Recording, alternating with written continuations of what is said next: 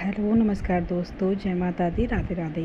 दोस्तों, आज मैं इस वीडियो में आप सबके साथ में शेयर करूंगी कि अगर आपने सावन के सोमवार व्रत रखे हैं तो आप उसके बाद में उद्यापन कैसे कर सकते हैं। दोस्तों, हमारे यहाँ पे इसी प्रकार से हम करते हैं, तो इसीलिए मैंने एक सरल तरीके से हम करते हैं, तो इसीलिए मैंने एक वीडियो बनाई है और आप सबको मैं बता रही हूँ।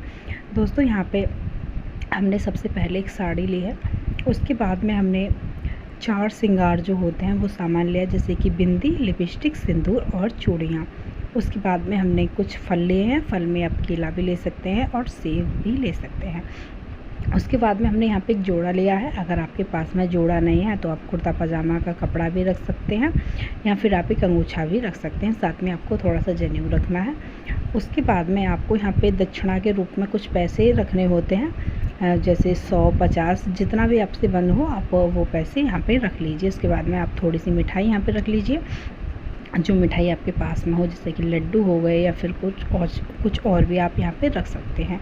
उसके बाद में आप अपने घर में पूजा कीजिए। अगर आपको अपने घर में उद्यापन पंडित जी के हाथों से करवाना है तो आप पंडित जी को अपने घर पे बुलाइए और जो अपने खाना जो बनाया है उससे आप भगवान भोलेनाथ और माता गौरी का भोग लगाइए और फिर इस सामान को मंस दीजिए। दोस्तों, अगर आप पंडित जी को नहीं बुलाते हैं, आप खुद ही अपने घर में अपने हाथों से उद्यापन करते हैं तो आप इस प्रकार से कर सकते हैं, जैसे कि आप अपने घर के मंदिर को पहले तो साफ़ कर लीजिए अच्छी तरह से। उसके बाद में जो आपने खाना पीना बनाया है, मतलब आप नहा लीजिए और जो आपने खाना पीना बनाया है, जो भोग का सामान बनाया है, उसे आप मंदिर में रखिए, अपने घर के मंदिर में रखिए। वहाँ पे आपको ये सामान भी रखना होगा, जो आपने साड़ी और जो श्रृंगार का सामान लिया है, जो आपने जोड़ा लिया है, फल लिए, मिठाई लिए, दक्षिणा लिए, इन्हें भी आप अपने घर के मंदिर में रखिए। उसके बाद में आपने जो अपने घर में खाना बनाया उससे भोग लगाइए माता गौरी का और भोलेनाथ का।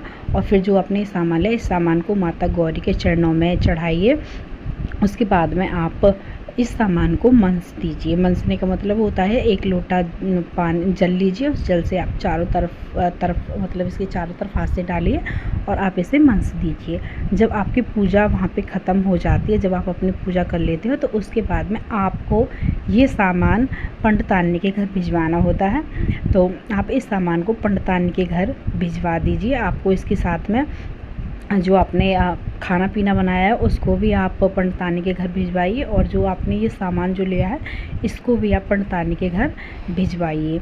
दोस्तों, ये जो चूड़ी, नखूनी, बिंदी, लिपस्टिक, साड़ी होती है, ये पंडितानी की होती है।